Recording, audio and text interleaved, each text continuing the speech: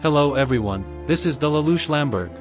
And today we will find out the terrible secret of the cleaning lady in Mafia 2. The Mafia series, originally developed as a rival to GTA, eventually acquired cult status, and the gameplay, which immersed itself in the atmosphere of other cultural eras and the plot unfolding around the criminal Italian community, made the game completely distinctive from the GTA game series.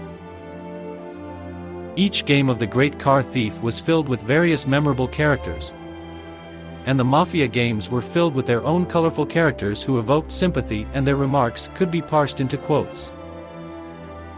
But both in GTA and in Mafia there are characters who push you to study the lore in detail in order to understand the essence of what is happening.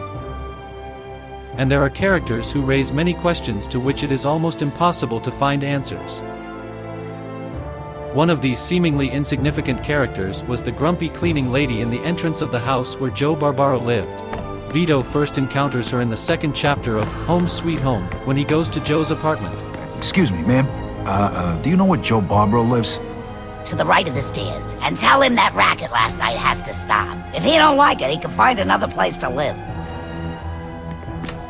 And after a short cut scene in which Joe makes an indecent gesture towards the cleaning lady, we already learn about Joe's tense relationship with the cleaning lady, and, perhaps, there are reasons for this. The second time we encounter the cleaning lady is in the third chapter, Enemy of the State, when Vito catches her eavesdropping at the door, to which he receives the response, Oh, hi there. What's the matter? Nothing good on the radio? Mind your beeswax, kid. Those who completed the DLC, Joe's Adventures, may have already encountered this cleaning lady in the chapter, Witness, playing as Joe at the very beginning of the plot. Leaving the apartment, we see her standing and smoking against the wall in the entrance. I heard you last night with that floozy. I ought to call the cops. You're just jealous. In your dreams, pal. More like my nightmares. Then, until 1951, we no longer meet her. And after Vito leaves prison in the 9th chapter of Balsam and Beans, we meet her again at the entrance of Vito's new apartment. The final meeting with this cleaning lady occurs in the 10th chapter of Room Service, where she is almost killed by Joe and Vito. Also, a model similar to that of a cleaning lady can be found in eateries throughout the city. It's strange that such a character appears several times during the game, and this happens in 2 time periods, and in completely different places and situations, behind which various important plot twists take place.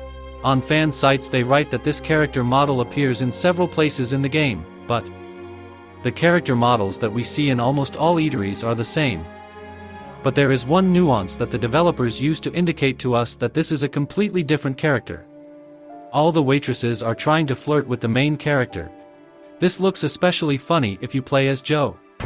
Well, hello, handsome. Hey, kid. How you doing this morning? Hey, kid. I got just what you're looking for. We are shown a completely opposite personality, more good-natured than the angry and constantly dissatisfied cleaning lady we meet as the story progresses. The cleaning lady at the hotel is wearing different clothes, but this may indicate that her appearance is one of the required dress codes at that hotel. Regarding the identical appearance of the other models, this could be one of the popular or cheap workwear of that era in the world of the game. It seems that the developers deliberately left it in plain sight, like some mysterious dark horse about which nothing is known. It periodically appears before our eyes, but at the same time plays an important role in the plot.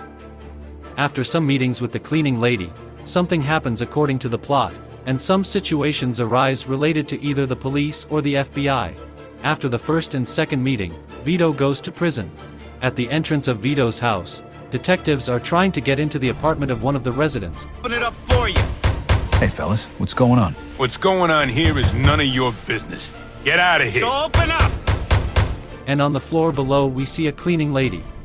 After meeting her at the hotel, the next day, Henry Tomasino appears on Vito's doorstep, who in the story turns out to be an informer, Rat.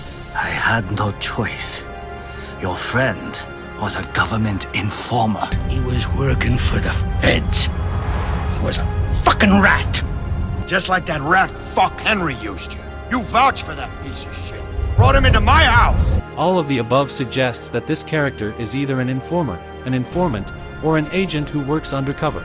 It's not for nothing that in the second chapter the camera focuses on her, which shows how the cleaning lady, washing the floors, tries to be opposite Vito in order to further eavesdrop on their conversation. And in the next chapter we are shown how she eavesdrops on someone's apartment.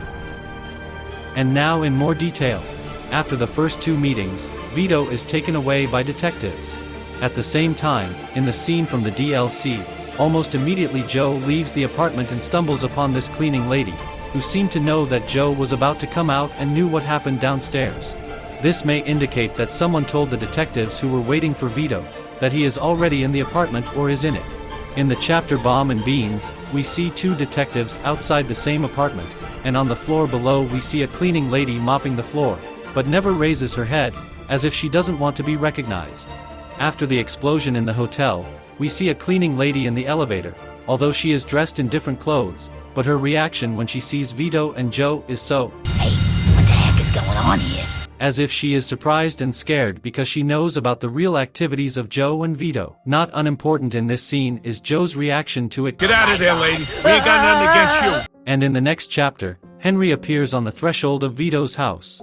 That business at the hotel. You wouldn't know anything about that, would you? Got no idea what you're talking about. You know what? It don't matter anyway. But do me a favor, would you?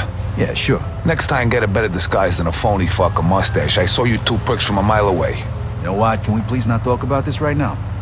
Or ever again? Although he says that they could have come up with something better than a mustache, this does not indicate that Henry immediately recognized them, and the only character who saw them without a mustache was that cleaning lady.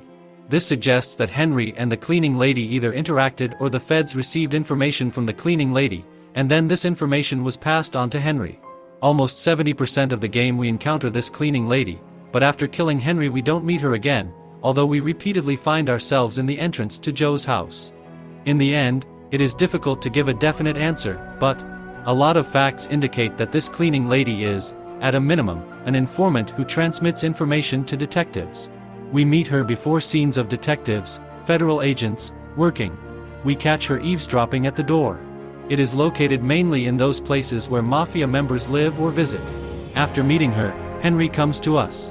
The counterargument that the model of this character can be found in eateries collapses, because we have clearly been shown that in establishments we meet a completely different personality, completely opposite. Hey kid, I got just what you're looking for. And it's not for nothing that the camera places a strong emphasis on the cleaning lady's behavior in the second chapter. It would seem that such an old game and everything is known about it. It is known about all the characters, it is known about the game, but there are still many mysteries in the game, to which sometimes it is almost impossible to find answers. Subscribe to the channel. Give it a thumbs up. Support the channel on donation alerts or Boosty. Thank you all for your attention.